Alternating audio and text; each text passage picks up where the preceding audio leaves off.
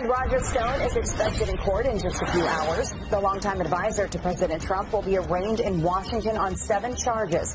The special counsel accusing him of lying to Congress, obstruction, and witness tampering in the Russia probe. Stone says he is innocent and there was no collusion. There is no Russian collusion. I had no collaboration with WikiLeaks. I'm not charged with conspiracy. Believe me, if they could have made that case, they would have. But they want to silence me because I will stand up for Donald Trump. That's what this is really about. So what does this latest move mean for the Russia probe? Joining us now is Tom Fitton, president of Judicial Watch. So this is another one that is being picked off by Robert Mueller. What do we have here?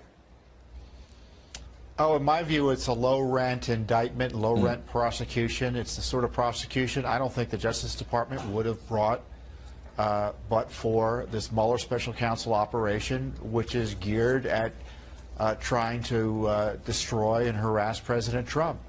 I think Mr. Stone is going to have a credible argument in the courts that he didn't do what is suggested in the indictment. Now, whether he's guilty or not, I don't know.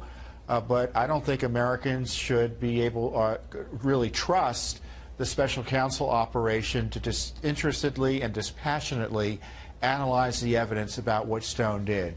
You know, it's a terrible situation, and Mr. Stone is in the dock because of his relationship with Donald Trump, not because of anything inappropriate he may or may not have done. Well, let's take a look at some of the charges against Roger Stone, and that includes 1 count of obstruction of an official proceeding, 5 counts of false statements, 1 count of witness tampering. And we also have a clip here from Acting AG Matt Whitaker. Let's go ahead and listen to what he has to say.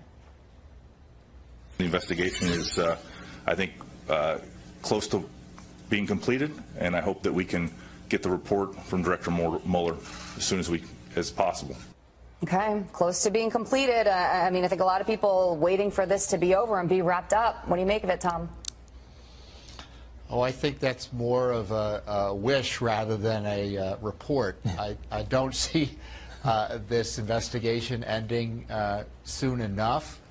But frankly, as Mr. Stone highlighted, there is no Russia collusion, and if there's no Russia collusion, there should be no special counsel, as abusive as it is. And, you know, if I were the president, I would be demanding that it be shut down administratively, and if it doesn't, maybe he should move into court and try to do it himself.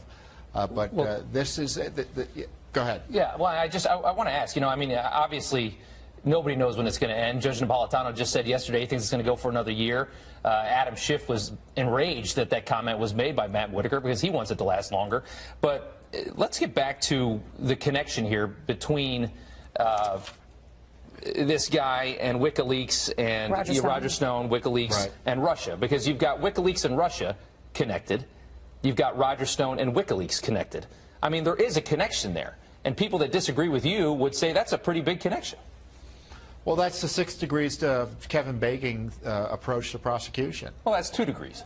Yeah, well, but the whole point is, because you talk to someone who may or may not have talked to the Russians, there's no evidence anyone knowingly colluded with the Russians to steal emails out of the DNC, which is the core fake allegation of the dossier and its advocates. Now, Mrs. Clinton's campaign, according to this indictment, was in communication with the WikiLeaks group and pressuring them on these emails. Does that mean they were in league with the Russians? Maybe, under this theory. But of course, the difference is no one's asked Mrs. Clinton or her campaign about their communications with the Russians under oath in order to pursue, and in my view, trumped-up perjury charges against them. But you know, this is to me the worst corruption in the Justice Department in modern times, this targeting of Trump and his team. Frankly, Mr. Trump should consider pardons for most of the Americans caught up in its web. Well, it's, you know, it goes back to the theory that people say, you know, you're supposed to find a crime and then investigate, and it's kind of been the opposite effect here. We're investigating people looking for a crime. Tom, thank just you for your quickly, time. you know, this report, you know, why are we going to let Mueller write a report if he's not indicting anyone in the White House or Mr. Trump? That's obviously not on the cards. So we're going to have this another dossier targeting President Trump. That report, rather than talking about publicizing it, we ought to be talking about whether or not he should be writing the report to begin with under our constitutional system. All right, you make some good points. Tom, thank you so much for your time this morning. We do appreciate it. Have a good day. You're welcome. Thank you. All right. Joining me now, former White House press secretary and America First Action senior advisor, Sean Spicer. Sean, good to see you tonight. Good to see you. Lots of people in the pool, or talking about getting in the pool on the Democratic side. Your reaction to this Howard Schultz news first? Well, you know, I'm a Dunkin' Donuts kind of guy, but for once I'm actually excited. I'm excited about something from Starbucks. If he gets in, it would be very helpful. I think it's not, look, not all independents are created equal. And despite the clip that you played about him trying to portray himself as a centrist, he's been a huge supporter of liberal causes for decades. That's fine. He supported Hillary Clinton. That's fine. I mean, this is what makes the country great. But you can't then turn it around and start to call yourself a centrist up the middle. So him getting in would definitely be helpful to us as Republicans, because no matter what he wants to call himself, he has a long track record of supporting progressive causes and candidates that would really help us. So I am, as of this moment, going to become a big Starbucks fan. Well, you know, I'm sure he'll be thrilled about that. He said that, you know, there's 40% of Democrats in this country. The numbers really look like 39% independent, about that 34% Democrat, 25% Republican. So, I mean, it's pretty clear that independents have grown, and people having a party affiliation has shrunk a bit in recent years. Does that create a different dynamic? No, and again, two things that I need to go back on. One is, as I said, all independents aren't created equal. You've got folks on the right and folks on the left that come in and just don't align with the party. That doesn't necessarily make them all the same, right? So in this case, he's coming into this race basically as a progressive Democrat that just doesn't want to go through their system. I understand that, but that's who he is. That's vastly different from, say, another candidate who might get in from a business background that's been more on the right, which would take away, for instance, in '92, you had Perot that I think pretty much skewed a little bit more to the right in terms of who he took from than the left. In this case, I definitely think he would take a lot more from the Democrats and help the Republicans. But the second thing that I think is also missing in this is that when you look at the numbers very rawly, as you did, which is how many people are registered, it looks like independents are up there. But when you actually break down independents, which is something that we did extensively at the RNC, we assigned a voter score to every single voter, you find that there's a lot of people who may not want to call themselves a Republican or a Democrat, but they have voted pretty much their lifetime as a Republican or a Democrat. They just don't like the label. So when you really drill down on most voters, they may not want to call themselves or align with a particular party, but they're truly not independents that get swayed each election. Generally speaking, they align with the party the majority of time. All right. So to this question about who are we that Kamala Harris posed, David Frum writes this about how Democrats win in the Atlantic. He said, you want the candidate with the broadest possible appeal, not the most sectarian. Trump will be beaten not by his fiercest enemies, but by his softest supporters. You want to appeal to them, detach them, not chatter on social media about how you'd like to punch their kids in the face, with a reference to the Covington High School story there. What do you think about that? I'm not a big fan of David Frum, but he's kind of right. Look, the Democrats did really well last cycle. You got to give it to them. But if you look at where they won in these Trump districts, in my state of Virginia, they picked up a handful of seats. And it was those folks that ran to the middle, that talked about areas where they could be more fiscally conservative, that talked about national security, then were able to make a competitive case against the Republican incumbent in many instances. That's where I think they win.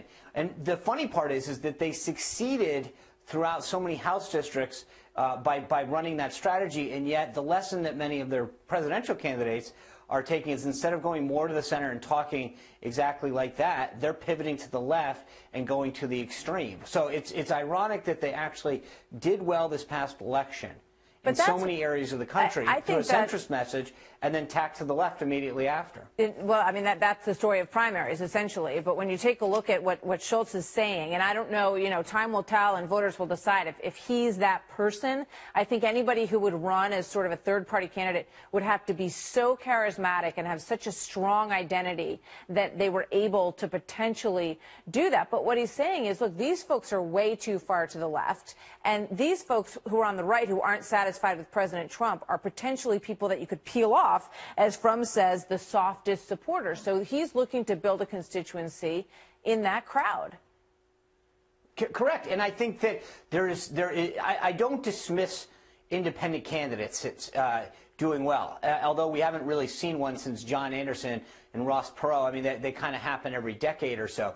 But the reality is, I'm not one of these people that like Mike Bloomberg and everyone, who dismisses them out of hand in terms of their ability to potentially win. Look, Donald Trump bested 17 amazing candidates, blew through the system when no one gave him a chance. So we are living in a world now where there are larger-than-life personalities that can do stuff. Schultz's background as a successful CEO, definitely, and he's got, billions of dollars. So he can self-finance this thing. I think he's a credible candidate, don't get me wrong. I just think that his past history of doing this doesn't allow him to go after that right-leaning folks. He might be charismatic, but at the end of the day, they're going to say you're a progressive. I don't know. Yeah, I mean, that remains to be seen, whether or not he really connects with people. Quick thought on Kamala Harris. When people think of crowd size, they sometimes think of you, Sean. And she had 20,000 people out there. Pretty impressive showing. She was in Oakland. She was in her home territory. What do you make of that in and of itself as a data point? Well, look, I hate to say this, but it was a big crowd, right? It was a big crowd. It was a really big crowd, and I give her credit. There are people that are exciting. She is someone who, there's no question, people are enthusiastic about on the left, and she has done a great job of energizing those folks.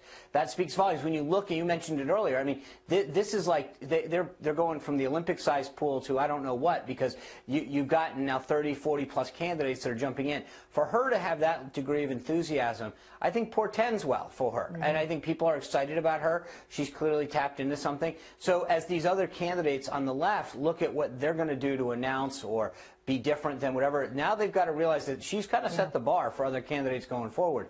But she's done so. She's shown that you've got to have that combination of charisma, excitement, commitment to the extreme left. She has generated that, to be sure, and I think you're right. A lot of some other candidates might take a look at her and say, well, maybe I'll wait a while and see if something happens, if she flames out, or where this goes. Sean, thank you. Good to see you as always. Thanks for being here tonight.